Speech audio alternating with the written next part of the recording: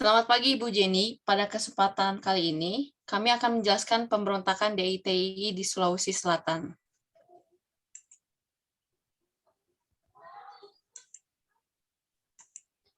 Ini adalah nama kelompok yang akan menjelaskan DITI di Sulawesi Selatan.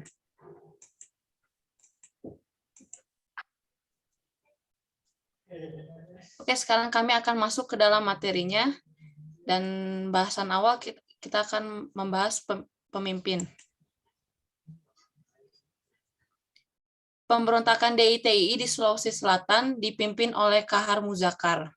Nama lengkapnya adalah Abdul Kahar Muzakar. Kahar menyelesaikan pendidikan di Standard School milik Muhammadiyah dan lulus pada tahun 1935. Kemudian ia melanjutkan pendidikan di Mualimin Solo, sebuah sekolah guru yang juga milik Muhammadiyah. Ia juga aktif di Hizbullah Watan atau HW. Ketika sudah mengajar di Palopo, Sulawesi Selatan, ia memimpin pasukan HW di sana. Nah, itu adalah sedikit profil dari Bapak Kahar ini. Lanjut, kita akan masuk ke dalam latar belakang kenapa sih bisa terjadi pemberontakan di Sulawesi Selatan. Oke, Bapak Calvin yang akan menjelaskan latar belakangnya. Oke, saya akan menjelaskan latar belakang DITI Sulawesi Selatan. Nah, pada masa perang kemerdekaan itu, banyak yang lahir berbagai laskar di Sulawesi Selatan yang berjuang secara bergerilya menghadapi Belanda.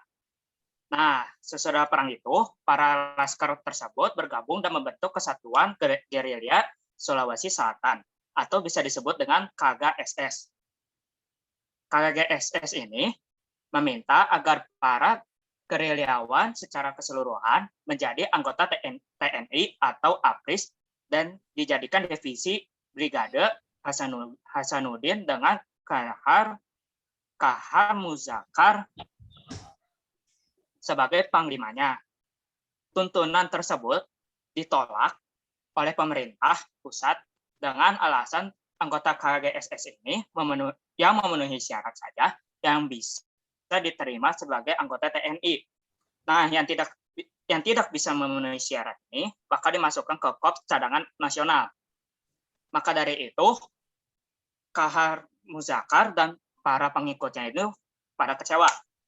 Segitu aja latar belakang dari DITI. Selanjutnya akan dijelaskan oleh Ibu Theo dan Bapak Steven.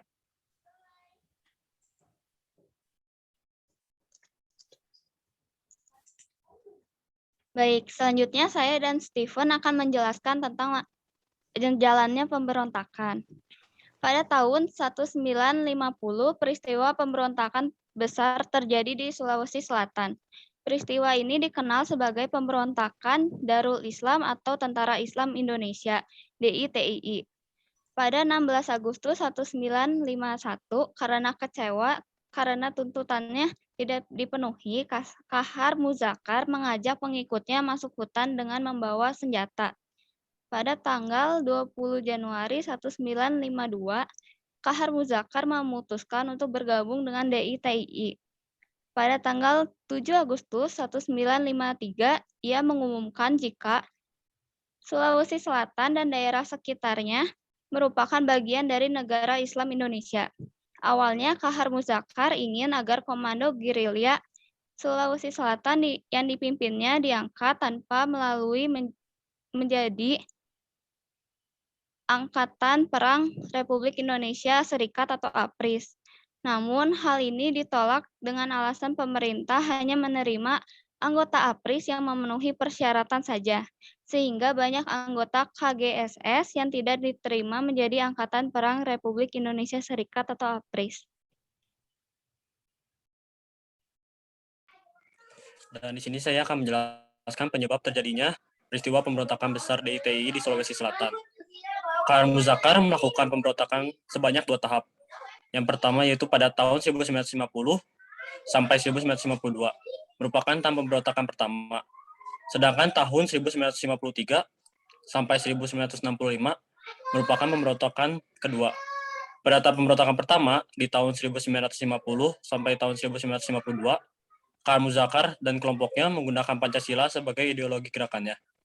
Tidak hanya itu, pada saat yang bersamaan, ia menggalang massa untuk melakukan pemberontakan di tahap berikutnya. Pada tahap pemberontakan kedua, tahun 1953 sampai tahun 1965, ideologi berubah menjadi ideologi Islam, atau yang dapat disebut sebagai revolusi Islam.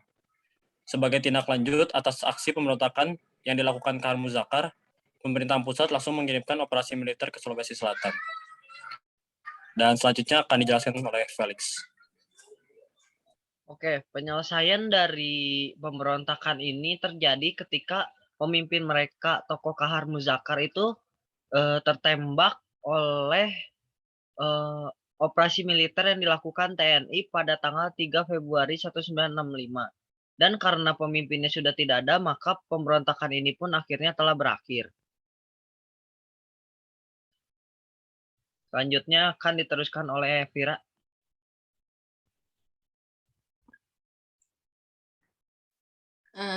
Oke, sampai di sini penjelasan dari kelompok kami.